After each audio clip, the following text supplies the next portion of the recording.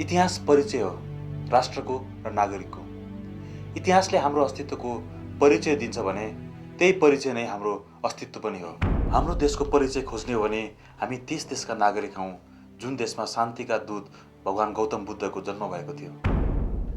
संसारका प्रायः राष्ट्रहरूलाई आफ्नो उपनिवेश बनाउँदै कहिले सूर्य नअस्ताउने देश बनेको ब्रिटिससँग 1 वर्ष युद्ध गरी आफ्नो बहादुरताको परिचय दिएर उपनिवेश बन्नु नपरेको वीर गोर्खालीहरूको देश हो हाम्रो। इतिहासले दिएको यही परिचय नै हाम्रो परिचय बनेको छ भने हामी हाम्रो इतिहासलाई सम्मान किन नगर्ने? इतिहास खोजीको विषय हो, त्यसकारण इतिहासका नपल्टेका पानाहरूको खोजी हुनुपर्छ।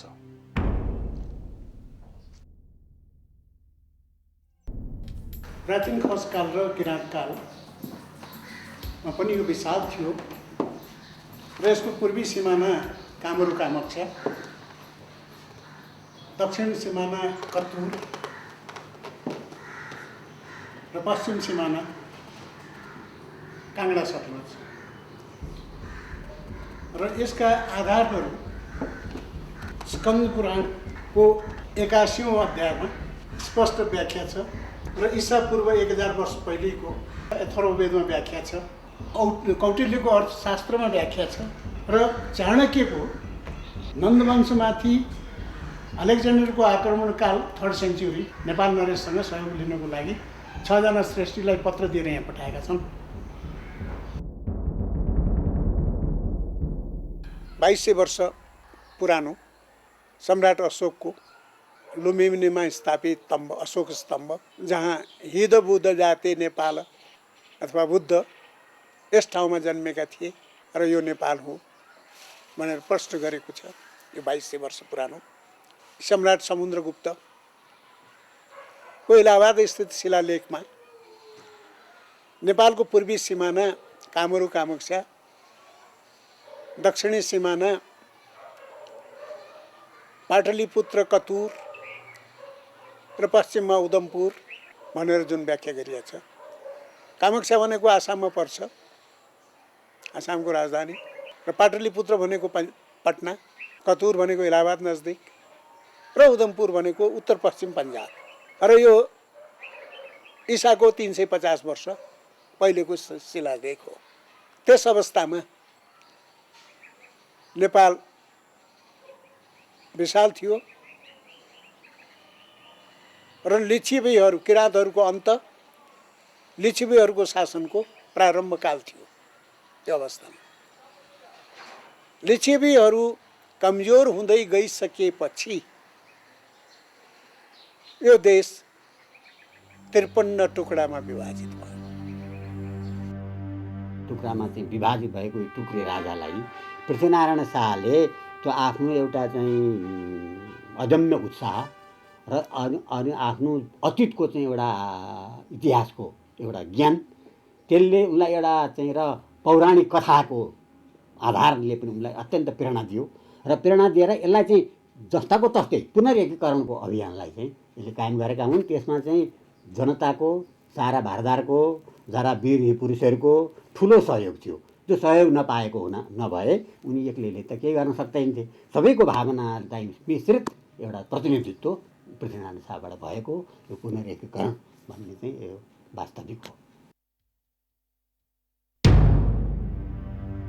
विक्रम सम्वत 1779 मा पृथ्वीनारायण शाह गोर्खाका राजा बनेको 1 वर्षपछि नै छिमेकी राज्य नुवाकोटमाथि हमला गरी विजय प्राप्त गरेर नेपाल एकीकरण अभियानको सुरुवात गरे।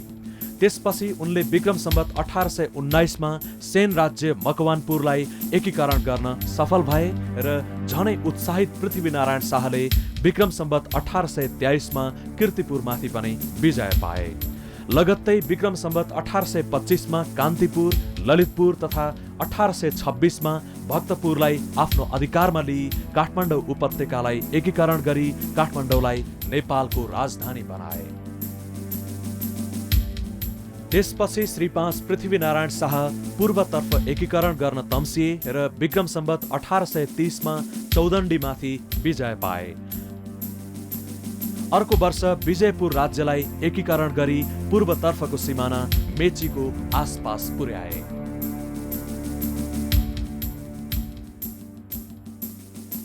पृथ्वीनारायण शाहको निधनपछि उनका जेठा छोरा प्रताप सिंह शाहले चितवनलाई नेपालमा गाभे। तर उनको चाँडै मृत्यु भएका कारण नाबालक रणबहादुर नेपालका राजा बने।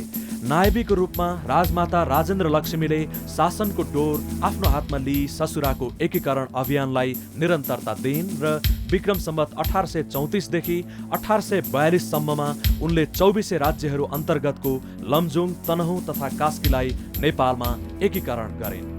राजमाता राजेन्द्र लक्ष्मीको मृत्युपछि नाबालक राजा रणबहादुर शाहको नायबीको रूपमा पृथ्वीनारायण शाहका कान्छा छोरा बहादुर शाह शासन सत्तामा आए र उनले आफ्ना पिताको एकीकरण अभियानलाई पूर्वतर्फको सिमाना सिक्किमको 3/3 भूभाग जितेर टिस्टा नदीसम्म पुर्याए।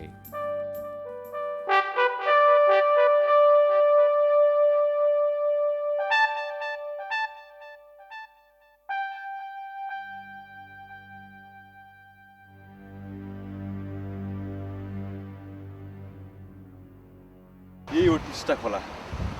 हाम्रा पुर्खाहरू भूभाग जित्दै जित्दै यहाँ आएर यहाँ चाहिँ आफ्नो खुकुरी पखालेको भन्ने ठान्छ। खुकुरीमा लागेको रगत गोबर यहाँ पखालित गऱ्यो। यहाँसम्मको भूभाग चाहिँ हाम्रा पुर्खाले जितेका हो।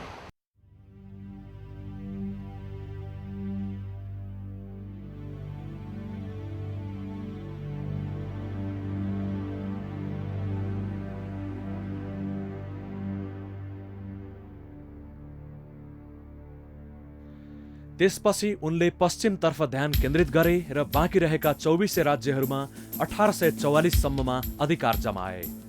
बहादुर शाहले 22 राज्यहरूमाथि पनि आक्रमण गरे र कर्णाली प्रदेशका राज्यहरूलाई जित्दै जुम्लालाई आफ्नो अधीनमा पारिसकेपछि 1847 मा डोटी राज्य विजय गरेर नेपाल राज्यको पश्चिमी सिमाना महाकाली नदीसम्म पुर्याए। त्यसै वर्ष उनले कुमाऊको राजधानी अल्मोडामा आक्रमण गरी कुमाऊमा पनि विजय प्राप्त गरे। अर्को वर्ष उनले गढवालको राजधानी श्रीनगरमाथि आक्रमण गरी यसलाई आश्रित राज्य बनाए, तर तिब्बतसँगको युद्धले गर्दा यो एकीकरण अभियान रोकियो। बहादुर शाहको मृत्युपछि रोकिएको एकीकरण अभियान प्रधानमन्त्री भीमसेन थापा र सेनापति अमरसिंह थापाको नेतृत्वमा अगाडि बढ्यो। विक्रम सम्वत 1861 मा श्रीनगरमाथि फेरि आक्रमण गरियो र गढवाललाई पूर्ण रूपले नेपालमा गाभियो। यसरी नेपालको पश्चिमी सिमाना जमुना नदीसम्म पुग्यो। त्यसपछि तुरुन्तै नेपाली सेनाले जमुना नदी तरी जमुना र सतलज नदीका बीच 12 र 18 ठकुराईका नाममा रहेका थुप्रै ससाना राज्यहरूलाई एकीकरण गरे। विक्रम सम्वत 1863 मा अमरसिंह थापाले सतलज पार गरी विभिन्न ठाउँहरू जित्दै काँगडा सहरमा आक्रमण गरे, तर रावी नदीसम्म पुगिसकेको नेपाली सेनाले काँगडा किल्लालाई जित्न भने सकेन।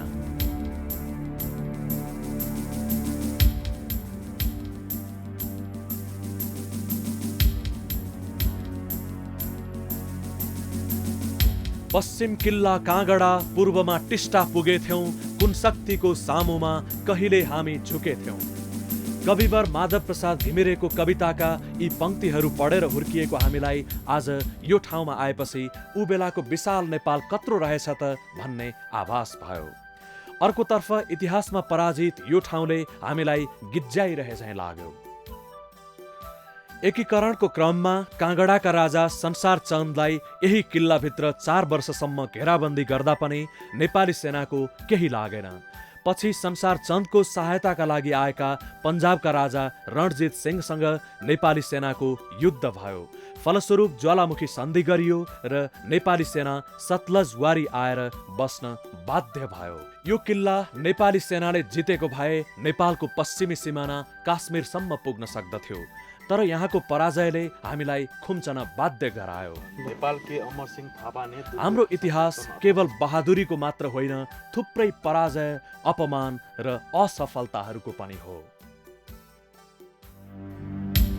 यसरी विक्रम सम्वत 1799 मा पृथ्वीनारायण शाहबाट सुरु भएको नेपाल एकीकरणको अभियानले विक्रम सम्वत 1863 मा काजी अमरसिंह थापासम्म आइपुग्दा पूर्वमा टिस्टादेखि पश्चिममा सतलजसम्म एकीकृत भएर विशाल नेपालको रचना भयो।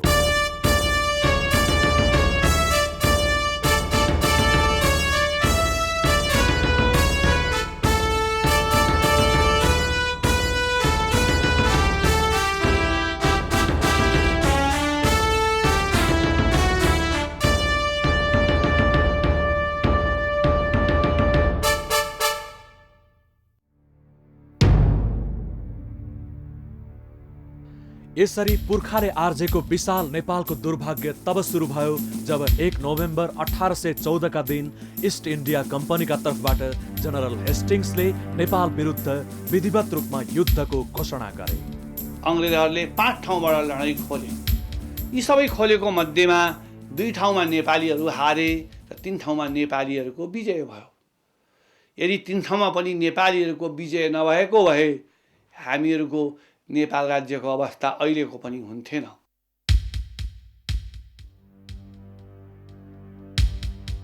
नेपाल अङ्ग्रेज बीचको युद्धको मोर्चामध्ये सुदूरपश्चिमतर्फको रक्षाको भार अमरसिंह थापामाथि थियो र उनी यही ठाउँबाट युद्धको मोर्चा सम्हाल्थे।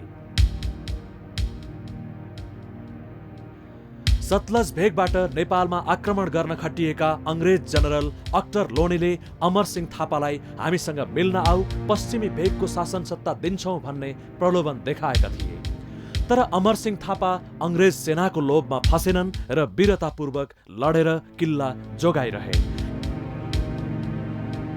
यसरी सतलज हत्याउन नसक्ने भएपछि अङ्ग्रेजहरू अर्को युद्ध मार्गबाट नेपाली भूमिमा छिरे।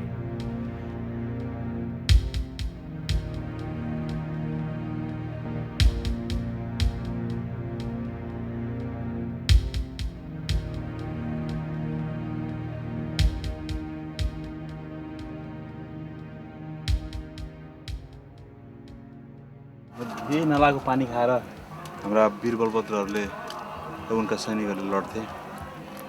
यो त्यो नाला पानी हो र यहाँ माथि चाहिँ उनीहरूको किल्ला थियो, पछि अङ्ग्रेजहरूले ध्वस्त पारे। यहाँ बलभद्र कुँवर, बुढाबुढी, आइमाई, बच्चा बच्ची सहितको जम्मा 600 सेनाली आधुनिक हात हतियारबाट सुसज्जित भई 4000 सेना सहित आएका जनरल जिलेस्पीसँग बहादुरीका साथ लडेका थिए।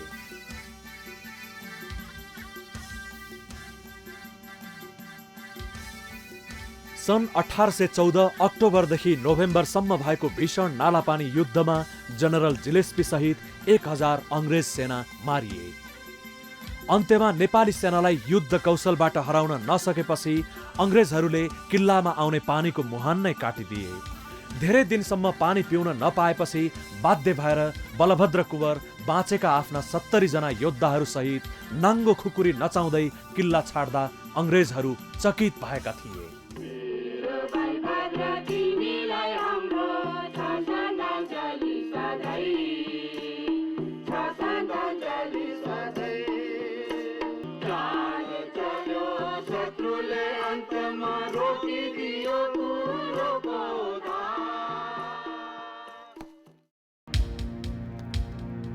यी तिनै स्मारकहरू हुन् जुन अङ्ग्रेजहरूले आफ्ना बहादुर शत्रुहरूको सम्मानमा निर्माण गरेका थिए। यसलाई आत्मसात गर्न पाउँदा गर्वले मुटु ढक्क फुलेर आउँछ, पाखुरामा रक्त सञ्चार बढ्छ अनि भन्न मन लाग्छ, जय वीर पुर्खाहरू।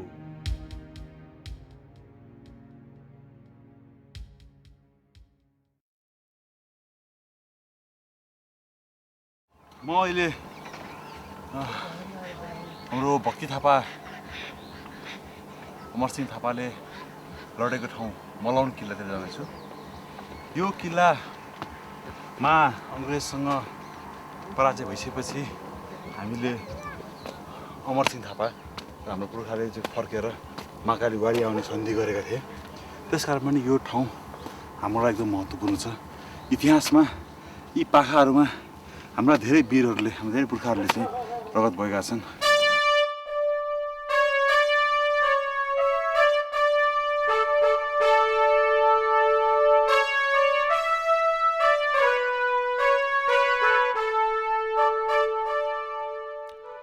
यो हो मलोनको देउथल किल्ला।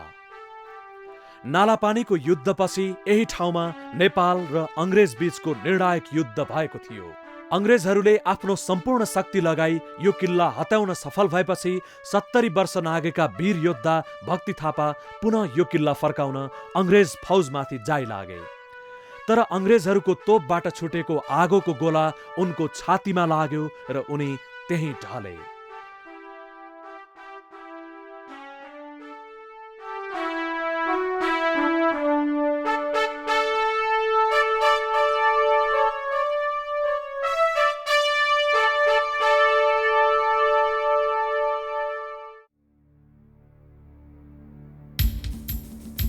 यदि नेपाली सेनाले अंग्रेज सेनापति अक्टर लोनीको हातबाट यो किल्ला फर्काउन सफल भएको भए यो युद्ध नेपालको पक्षमा हुन्थ्यो। तर त्यसो हुन सकेन र नेपालको पराजय हुन पुग्यो। यसपछि नेपालले सुगौली सन्धि जस्तो असमान सन्धि गर्न बाध्य हुनु पर्यो।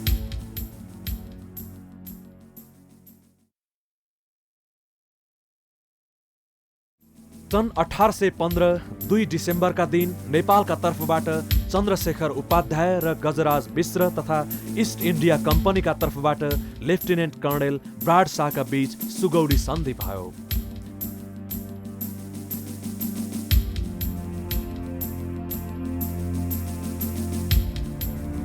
सन्धि अनुसार नेपालले काली र राप्ती नदी बीचमा पर्ने सम्पूर्ण तराई, राप्ती र गण्डकी बीचको बुटौल बाहेकका सबै तराई, गण्डकी र कोशी बीचको तराई, मेची र टिस्टा बीचको समथल भूभाग, मेची पूर्वका सबै भूभाग तथा काली पश्चिमका भूभाग इस्ट इन्डिया कम्पनीलाई बुझाउनु पर्ने भयो।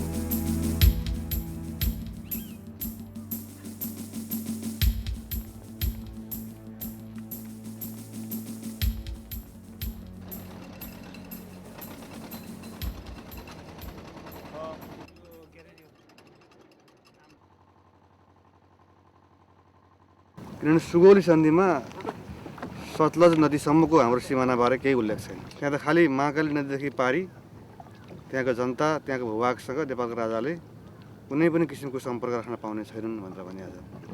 तर कहाँसम्म भन्ने कुराको उल्लेख सुगौली सन्धिमा छैन। र त्यो चाहिँ के हो भने हाम्रो इतिहासलाई लोप गर्ने अथवा इतिहासको सत्यताबाट टाढा लैजाने अङ्ग्रेजहरूको त्यो बदनियत हो।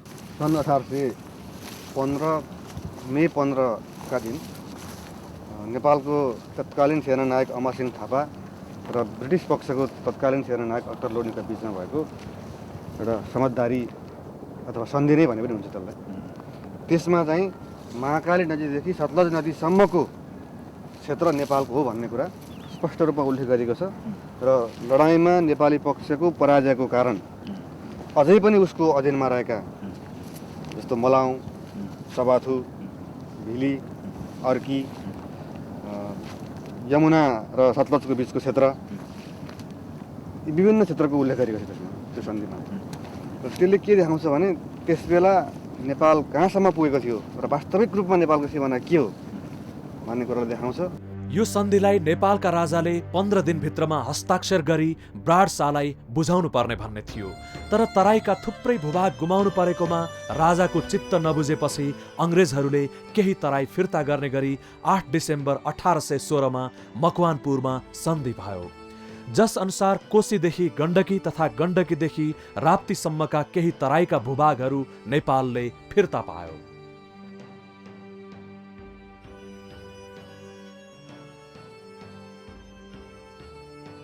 सन् 1857 मा भारतमा इस्ट इन्डिया कम्पनी सरकारका विरुद्ध उठेको सिपाही विद्रोह दबाउन जङ्गबहादुरले सेनासहित ठूलो सहयोग गरे। त्यसबाट खुसी भएर अङ्ग्रेजले 1860 को नोभेम्बरमा सुगौली सन्धि अनुसार नेपालले गुमाएको भूभाग मध्ये केही तराई फिर्ता दियो। यसरी सुगौली सन्धि पश्चात 2 पटक तराईका केही भूभाग फिर्ता भएपछि वर्तमानको नेपाल बनेको हो।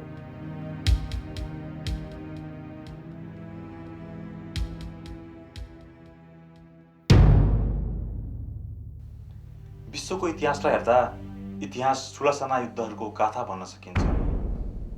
युद्धबाट देशहरू बन्ने र भत्किने थुप्रै उदाहरणहरू पाइन्छन्। इतिहासमा बनेको विशाल नेपाल ब्रिटिसहरूसँग युद्ध गरिसकेपछि एक सानो पहाडी राष्ट्रमा परिणत भयो, अर्थात् राष्ट्रले थुप्रै भूभाग ब्रिटिस इन्डियालाई सुम्पिसकेपछि कमजोर बनेको राष्ट्र नेपाल ती भूभागहरूप्रति आजसम्म पनि चुपचाप भएर बसिरह्यो। नयाँ सोच र दृष्टिकोणले जब इतिहास खोतल्न सुरु हुन्छ तब इतिहासले युगान्तकारी र प्रगतिशील आधारहरू प्रदान गर्दछ।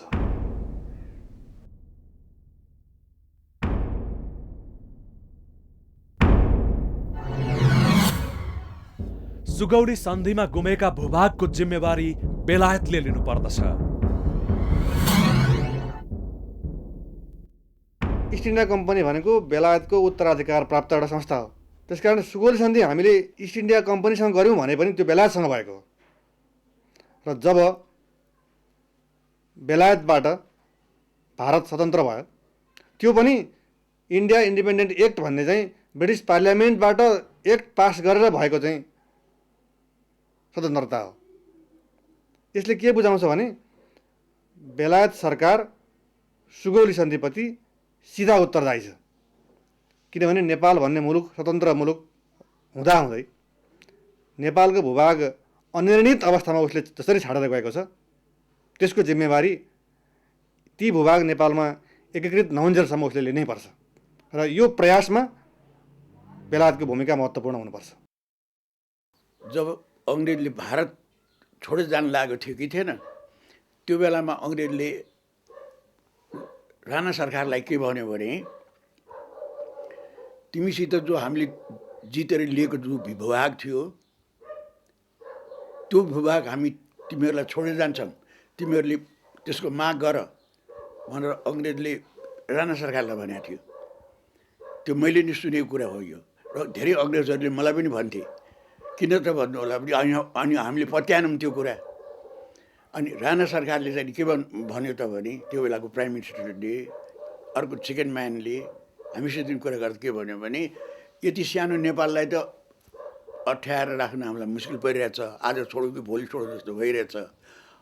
अब त्यत्रो ठुलो भूभाग जुनमा कि प्रजातन्त्रको टेस्ट पाइसकेका छन्, स्वतन्त्रताको टेस्ट पाइसकेका छन्, स्वाद चाखिसकेका छन्, अधिकार पाइसकेका छन्, त्यो पनि हामीले ल्यायो भने त झन् यो शुद्ध पनि गुम्छ। त्यसै कारणले त्यो नलिने भनेर राणाले त्यो माग गरेन। गोर्खा सेनाबारे त्रिपक्षीय सन्धि गरियो, तर नेपाली भूभागबारे सबै मौन रहे। सन् 1815 अङ्ग्रेजहरूले नेपालसँग केवल भूमि मात्र लिएका थिएनन्, गोर्खालीहरू पनि लिएका थिए, जुन पल्टनले पछि बेलायतलाई प्रथम र दोस्रो विश्वयुद्धमा ठूलो मद्दत पुगेको थियो। जब भारत स्वतन्त्र हुने सन्दर्भ आयो, गोर्खा सैनिक बेलायत र भारत बीच बाँडफाँड गर्ने निर्णय भयो र नेपाललाई समेत राखेर त्रिपक्षीय सन्धि भयो। तर नेपालको भूमिको बारेमा कुनै किसिमको सोच न त बेलायतले राख्यो न नेपालले, न त भारतले नै त्यस्तो उदारता देखायो। 1947मा बेलायत, भारत र नेपालका बिचमा जुन त्रिपक्षीय सन्धि भयो, त्यो चाहिँ बेलायतलाई पनि भारतलाई पनि गोर्खाली सेना चाहिएको हुँदा नेपाललाई पनि समाविष्ट गरेर सन्धि गरियो।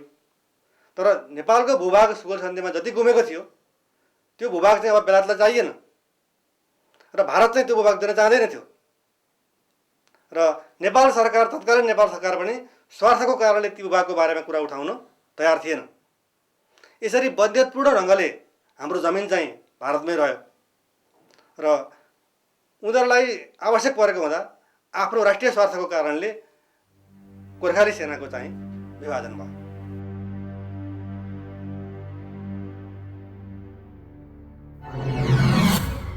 उन्नाइस 1950 को नेपाल भारत सन्धिको धारा 8 ले सुगौली सन्धिलाई रद्द गरेको छ।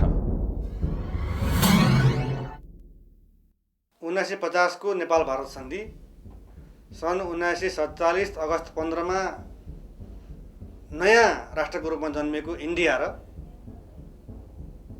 100औं वर्ष अगाडिदेखि स्वतन्त्र रूपमा रहिरहेको नेपाल सरकारका बीचमा भएको सन्धि हो। सुगौली सन्धि हामीले ब्रिटिस गभर्नमेन्टसँग गरेका थियौँ। त्यसको आधारमा नेपालको सिमाना टिस्टा र सतलजबाट मेची र महाकालीमा सीमित भएको थियो र त्यो जुन जमिन हामीले गुमाएका थियौँ त्यो चाहिँ ब्रिटिस इम्पायरमा गाभिएको थियो। त्यति बेला ब्रिटिस इम्पायरको एउटा भाग चाहिँ इन्डिया भन्ने मुलुक थियो। जब 1947 मा अगस्त 15 मा इन्डिया भन्ने नयाँ मुलुक बन्यो, त्यो मुलुकसँग 1950 मा नेपालले सन्धि गर्यो। यदि त्योभन्दा अगाडि नेपाल र भारतको बीचमा, अर्थात् 1950 को सन्धि हुनुभन्दा अगाडि पनि नेपाल र भारतकै बीचमा चाहिँ सुगौली सन्धिलाई यी दुवै मुलुकले अनुमोदन गर्छन् भनेको भएदेखि नेपालको सिमाना आज पनि मेची र महाकालीमा छ भन्न सकिन्थ्यो। तर त्यो किसिमको अनुमोदन त भएको छैन। सुगौली सन्धिलाई अनुमोदन गर्ने गरी नेपाल र भारतले सन्धि कहिले पनि गरेका छैनन्। तर 1950 को सन्धिको धारा 8 ले चाहिँ भारतको तर्फबाट ब्रिटिस सरकारले नेपालसँग गरेका सबै सन्धि रद्द हुन्छन् भनेपछि सुगौल सन्धि हामीले ब्रिटिस सरकारसँग गरेको हो। त्यो त 1950 मा भारत सरकार स्वयंले